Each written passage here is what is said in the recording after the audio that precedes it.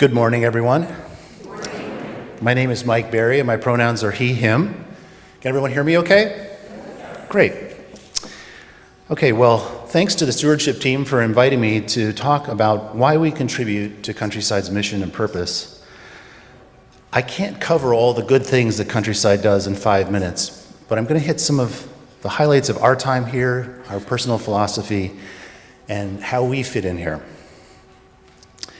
My wife Lynn and I came to check out Countryside in 2006 at the urging of friends. The first service we attended, a summer service, was actually a bit confusing to me. There was mention of Native American and other belief systems, but I didn't really understand the core message. We returned a week or two later, and I remember chatting with our friends in the parking lot. A lot that has a lot of Subarus and Priuses in it, when a big Ford sedan rolled in with a political bumper sticker that was also pretty unique in our lot. Well, despite our apparent differences, I marched right over to get to know this person a bit. Just kidding, I didn't do that. I didn't draw my circle wide enough, but it was a missed opportunity. The driver of that car was the late Rem Stokes, a person with whom I served on several committees and didn't always agree. But he was a brilliant man who held more than 25 patents from his work in telecommunications and a very skilled musician as well. That day was another summer Sunday, and Rem was the speaker. In short, his talk was about how humans, when we don't have all the facts, embrace stories to fill in very big gaps in our knowledge, to put our minds at ease. Over time, these stories come to be accepted as truth and even get co-opted to justify self-serving behaviors and much worse. That was the gist of his talk, and certainly my first aha moment here at Countryside. Thoughts about faith that had rattled around my head for decades, he unpacked quite eloquently in about 25 minutes. The UU faith is a search for truth, and while we take that journey, kindness and empathy to others, even people with views we don't share, but always seeking common ground. I don't dismiss other people's beliefs, and I know people of faith who walk the talk and live their lives filled with compassion and eager to offer a hand of friendship.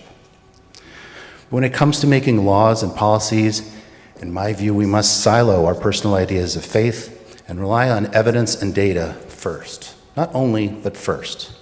It's especially important as it relates to the most vulnerable people being governed. And that general principle, as far as I can tell, is central to UU advocacy on every level. Sorry.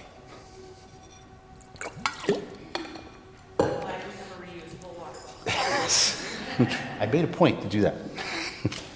Anyway, sorry. Because it reminded me so much of UUism and why we're here, I lifted a few lines from a David Brooks op-ed a few weeks ago entitled, darkly enough, How to Save a Sad, Lonely, Angry, and Mean Society.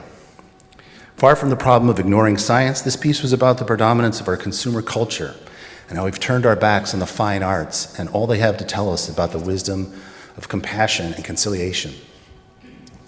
Brooks discusses people like Tolstoy and Rembrandt, whose skills in presenting the human condition were at the highest level, and then draws on words by the modern-day philosopher Iris Murdoch to make his point. I quote, "Attention is a moral act. The key to becoming a better person," Murdoch wrote, "is to be able to cast a just and loving attention on others. Is to shed the self-serving way of looking at the world and to see things as they really are. Culture gives us an education in how to attend," unquote. So there you have it, truth and kindness. That's why we want to be part of the UU faith and Countryside. While we inch closer to a more just society on a road rife with potholes, Linda and I see our membership in Countryside as a practical means to offer a hand up to people less fortunate, personally, and by supporting public policy that's rooted in justice and fairness. And don't forget those pesky facts, too. As a member of Countryside Outreach Steering Committee, which handles fundraising and volunteerism for our service partners, I get to act on that philosophy and serve some of the least empowered people in our community, Chalice House being a great example. On Christmas Day 2022, Linda and I stepped away from our family for a few hours and picked up our then new Chalice House resident, Marlon, to go meet with his son, Angel, who was in a hospital on the west side. That was a meeting after 8 months of separation, which followed an ordeal I think few of us could imagine. And that's not a day I'll forget anytime soon. As a final point, we've made wonderful friends here, enjoyed many services and events, But on a higher level, I long ago lost count of the many times I've seen our members rally around those facing tragedy or loss. It's impossible to measure the value of a commitment to share with and support one another, but that commitment runs deep at Countryside, and that very strong sense of community also keeps us coming back and contributing.